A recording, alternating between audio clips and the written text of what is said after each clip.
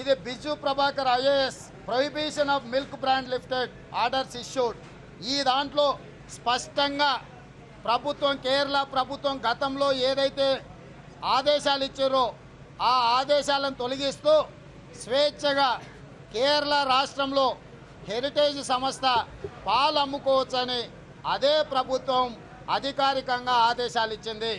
ఆయన కేటీఆర్ అయితే ఆయన మమ్మల్ని ఏపీ నామినేటెడ్ వాళ్ళ తరఫున ఒకళ్ళతో పుచ్చుకుంటున్న నామినేటెడ్ ఎమ్మెల్యేలు, అదేవిధంగా ఆంగ్లో ఇండియన్స్కు ఏదైతే నామినేటెడ్ పదవి ఇస్తారో అట్లా వీళ్ళు నామినేటెడ్ అంటుండు. నేను అడుగుతున్నా, ఆంగ్లో ఇండియన్స్ను నామినేటెడ్ మీద శాసనసభలో సభ్యుడిగా నియమించడం అదేమన్నా అవమానమా? అదేమన్నా తప్ప? నేను అడుగుతున్న కేటీఆర్ను, నీకు శాసన వ్యవస్థ మీద ఏమాత్రం నమ్మకం ఉన్నా తక్షణమే నువ్వు మాట్లాడిన మాటలను ఉపసంహరించుకో.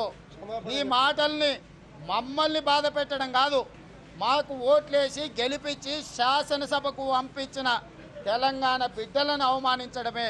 తక్షణమే ఆ బిడ్డలకు క్షమాపణ చెప్పాల్సిన బాధ్యత కేటీఆర్ మీద ఉన్నది.